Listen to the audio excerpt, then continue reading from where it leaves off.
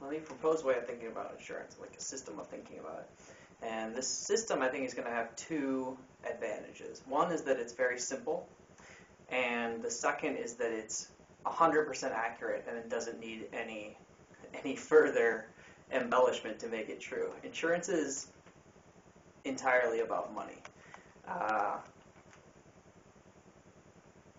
Insurance is just like a bet. When you buy an insurance policy, it's exactly like gambling in a casino.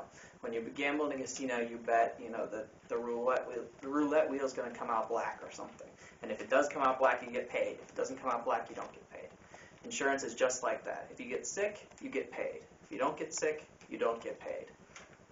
That's all that insurance is. It's just money. It's money that gets paid to you in a certain state of the world that doesn't get paid to you in other states of the world. So I guess the question then is, why do people buy insurance? And I guess most people know the answer to that question, which is to protect themselves from risk.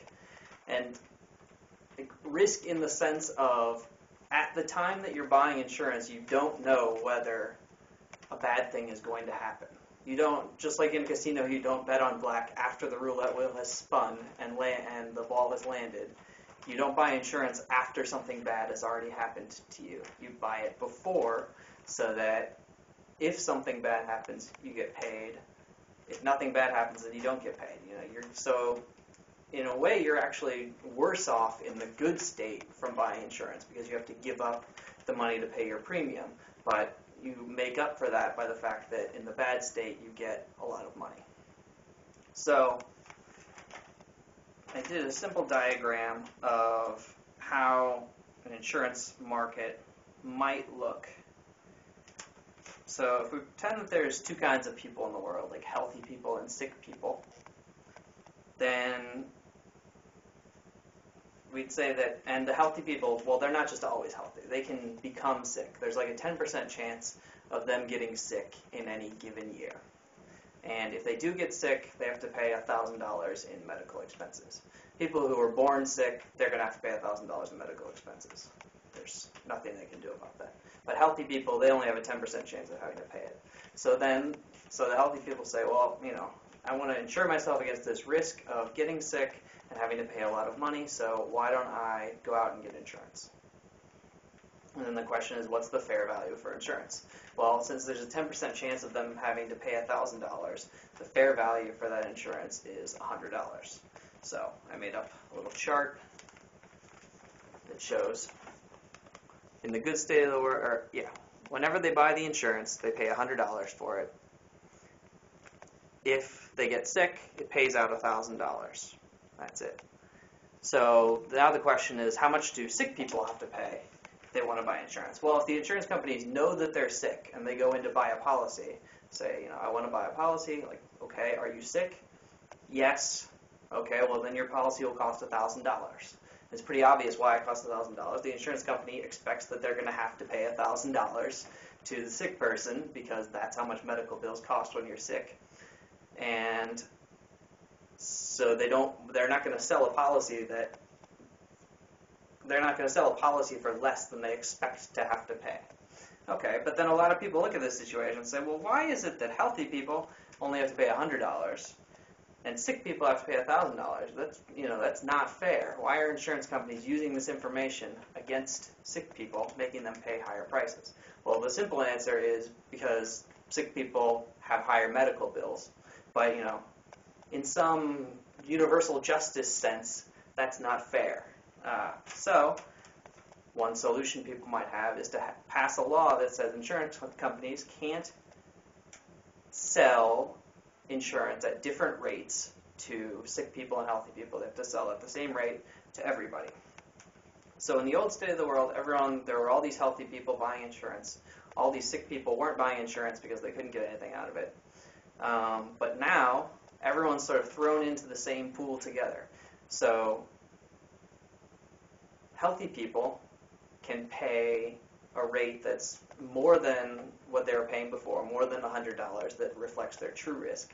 But at the same time, sick people are paying a rate that's less than what their true risk is. So, say it's $200 or something like that. Higher than $100, but less than the $1,000 that they're going to have to pay.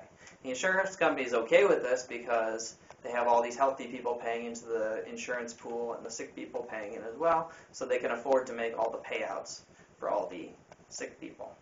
So now, then this is sort of shown by, here's the original $100, and here's like the increased amount, it's this dashed line of how much more they're going to have to pay when everybody's in the same pool. But then, as you see, it goes further, because we have created what's called an adverse selection problem. By trying to solve this problem, by saying insurance companies can't charge different rates to people who are sick and healthy, we've created the problem that there's no longer any reason to buy insurance. If you can be sick and buy insurance, then you don't want to buy insurance when you're healthy, because that's just throwing away money for no reason. The reason you were willing to give up that money before was because after you get sick, you can't buy an insurance policy anymore. Now, you get sick, you can still buy an insurance policy. So a lot of people say, well, I don't want to I'm healthy now, I don't want to spend my money on an insurance policy, so, I'm not going to buy insurance until I need it. And so as a result, that makes this question mark area start to come in. These are the people who used to be paying for insurance because their fair rate is $100, but then they think, well, I don't have to buy insurance anymore because I can buy it after I get sick. It's no big deal. But really, if you think about it, there's no end to how many people can do this. As long as you can still buy insurance once you get sick, there's no reason to buy insurance before you get sick. The whole point of insurance was to protect against risk, but now there's no risk because you can buy insurance without any sort of check as to whether you're sick or not. So that's the adverse selection problem. Now Robert's saying, well, but there's other benefits to insurance. You get peace of mind. But, well, why do you get peace of mind? The only reason you were getting peace of mind is because of this situation, because you knew that you would pay some amount while you were healthy, and then you wouldn't have to pay this large amount when you get sick. But the whole point of this program was that everyone pays the same amount, whether they're healthy or sick.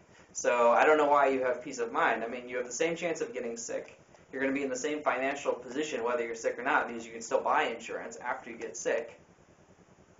There's no reason why you would have peace of mind from buying insurance. That's why I say, to the extent that you do have peace of mind, that means that this situation is still the situation.